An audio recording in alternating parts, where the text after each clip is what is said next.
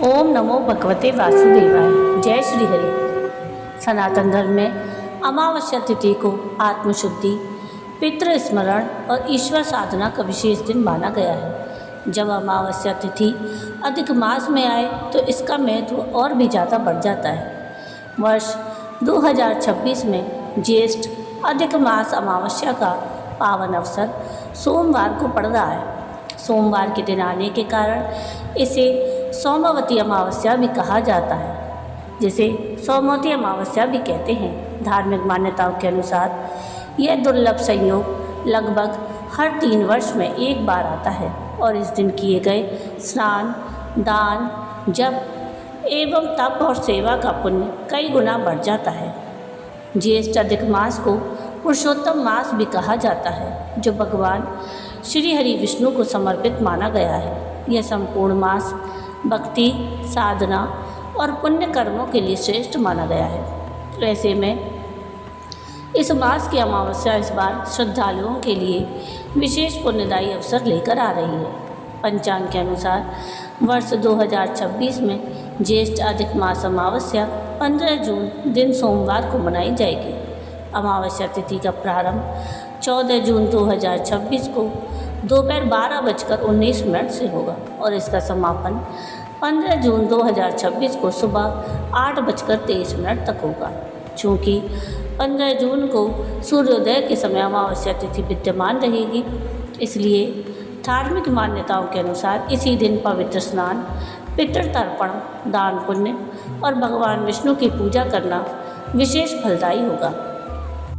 भगवान विष्णु के प्रिय मास पुरुषोत्तम मास में आने के कारण अधिक अमावस्या को सनातन धर्म में अत्यंत पुण्यदायी माना गया है। धार्मिक मान्यताओं के अनुसार इस दिन किया गया दान पुण्य और जप तप अक्षय फल प्रदान करता है। यह दिन भगवान विष्णु की कृपा प्राप्त करने और जीवन के कष्टों को दूर करने के लिए विशेष माना गया है।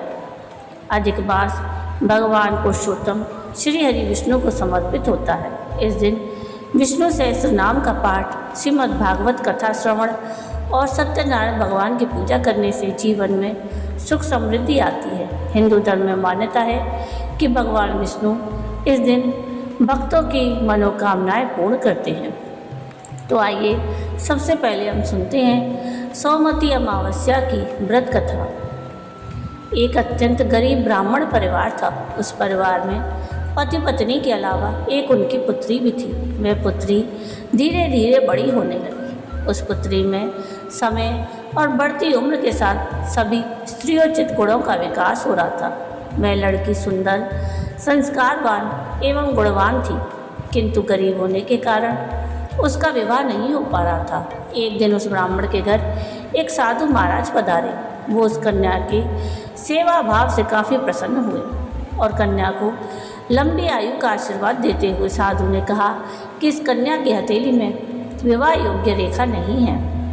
तब ब्राह्मण दंपति ने साधु से इसका उपाय पूछा कि कन्या ऐसा क्या करे कि उसके हाथ में विवाह योग बन जाए। साधु ने कुछ देर विचार करने के बाद अपनी अंतर्दृष्टि से ध्यान करके बताया कि कुछ दूरी पर एक गांव में सोना नाम की धोबन जाति की एक महिला अपने बेटे और बहू के साथ रहती है, जो बहुत ही आचार विचार, संस्कार संपन्न और पति परायण है।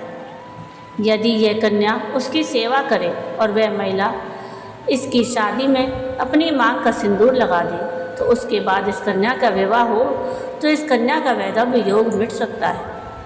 साधु ने यह भी बताया कि वह महिला कहीं आती जाती नहीं है। यह बात सुनकर ब्राह्मणी ने अपनी बेटी से धोबन की सेवा करने की बात कही। अगले दिन कन्या प्रातःकाल ही उठकर सोना धोबन के घर जाकर साफ सफाई और अन्य सारे कार्य करके अपने घर वापस आ जाती। एक दिन सोना धोबन अपनी बहू से पूछती है कि तुम तो सुबह ही उठकर सारे काम कर लेती हो और मुझे पता भी नहीं चलता। बहू ने कहा, माँ जी, मैंने तो सोचा कि आप ही सुबह उठकर सारे कार्य खुद ही समाप्त कर लेती हैं। मैं तो देर से उठती हूँ। इस पर दोनों सास बहू निगरानी करने लगी कि कौन है जो सुबह सुबह ही हमारे घर के सारे काम करके चला जाता है। कुछ दिनों के बाद धोबिन ने देखा कि एक कन्या मुँह अंधेरे घर में आती है और सारे काम करने के बाद चली जाती है। जब वह जाने लगी तो सोना धोबिन उसके पैरों पर गिर पड़ी और पूछने लगी कि आप कौन हैं और इस तरह छुपकर मेरे घर की चाकरी क्यों करती हैं। तब कन्या ने साधु द्वारा कही गई सारी बात बताई।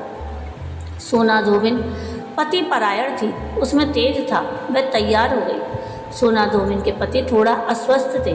उसने अपनी बहू से अपने लौट आने तक उसे घर पर ही रहने को कहा। सोना धोबिन ने जैसे ही अपनी मांग का सिंदूर उस कन्या की मांग में लगाया, उसका पति मर गया। उसे इस बात का पता चल गया। वह घर से निराजल ही चली थी, यह सोचकर कि रास्ते में कहीं पीपल का पेड़ मिलेगा तो उसे भंवरी देकर और उसकी परिक्रमा करके ही जल ग्रहण करेगी। उस दिन सोमवती अमावस्या थी। ब्राह्मण के घर मिले पूरे पकवान की जगह उसने ईंट के टुकड़ों से 108 बार भंवरी देकर 108 बार पीपल के पेड़ की परिक्रमा की और उसके बाद जल ग्रहण किया। ऐसा करते ही उसके पति के मुर्दा शरीर में वापस जान आ गई। धोबिन का पति वापस जीवित हो उठा। इसलिए सोमवती अमावस्या के दिन से शुरू करके जो व्यक्ति हर अमावस्या के दिन भंवरी देता है, उसके सुख और सौभाग्य में वृद्धि होती है। पीपल के पेड़ में सभी देवों का वास होता है। अतः जो व्यक्ति हर अमावस्या को ना कर सके, वह सोमवार को पड़ने वाली अमावस्या के दिन 108 वस्तुओं की भंवरी देकर सोना धोबिन और गौरी गणेश का पूजन करता है, उसे अखंड सौभाग्य की प्राप्ति होती है। ऐसी प्रचलित परंपरा है कि पहली सोमवती अमावस्या के दिन धान, पान, हल्दी, सिंदूर और सुपारी की भंवरी दी जाती है। उसके बाद की सोमवती अमावस्या को अपनी सामर्थ्य अनुसार फल, मिठाई, सुहाग सामग्री, खाने की सामग्री इत्यादि की भंवरी दी जाती है और फिर भंवरी पर चढ़ाया गया सामान किसी सुपात्र ब्राह्मण, ननद या भांजे को दिया जा सकता है। तो ये थी सोमवती अमावस्या की पौराणिक और प्रचलित कथा। आइए अब सुनते हैं अमावस्या की पूजा विधि। इस पावन दिन पर ब्रह्म मुहूर्त में उठकर स्नान करें। यदि संभव हो तो किसी पवित्र नदी में स्नान करें, अन्यथा घर के जल में ही गंगा जल मिलाकर स्नान करना भी शुभ माना जाता है। स्नान के बाद सूर्य देव को अर्घ्य अर्पित करें और व्रत का संकल्प लें। इसके पश्चात भगवान विष्णु और माता लक्ष्मी की पूजा करें।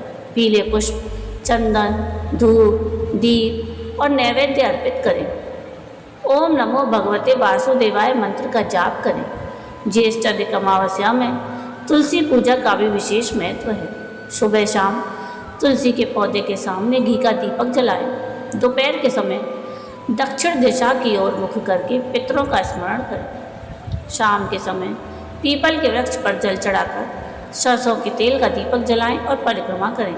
मान्यता है कि इससे भगवान विष्णु और माता लक्ष्मी दोनों की कृपा प्राप्त होती है।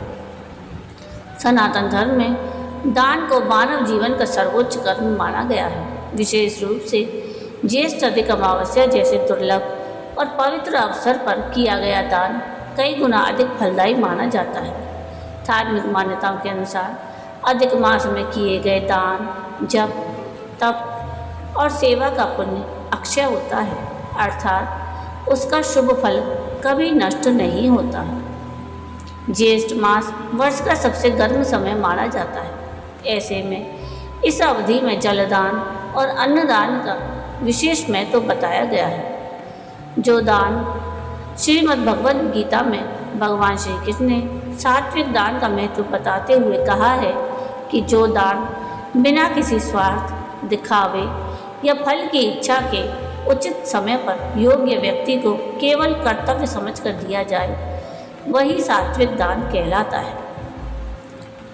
अमावस्या पर दीनहीन, असहाय और ज़रूरतमंद लोगों को भोजन कराएं, राहगीरों को ठंडा पानी और शरबत पिलाएं, गौ सेवा करें, गाय को हरा चारा और गुड़ खिलाएं, चींटियों को शक्कर मिला आटा डालें, घर के ईशान कोण में घी का दीपक जलाएं, विष्णु सहस्त्र नाम और श्रीमद् भागवत का पाठ करें। ज्येष्ठ अधिक अमावस्या पुण्य प्राप्ति का अत्यंत शुभ अवसर है। धार्मिक मान्यताओं के अनुसार इस दिन ज़रूरतमंदों की सहायता करने, भूखों को भोजन कराने और असहाय लोगों की सेवा करने से भगवान विष्णु का विशेष आशीर्वाद प्राप्त होता है। तो ये था आज का वीडियो। आपको आज का ये वीडियो कैसा लगा मुझे कमेंट करके ज़रूर बताइएगा। और अगर आपको आज का ये वीडियो पसंद आया हो तो प्लीज़ इसको लाइक शेयर ज़रूर कीजिएगा और प्लीज़ मेरे चैनल को सब्सक्राइब कीजिएगा और कमेंट में राधे राधे ज़रूर लिखिएगा। वीडियो पूरा देखने के लिए थैंक यू। राधे राधे।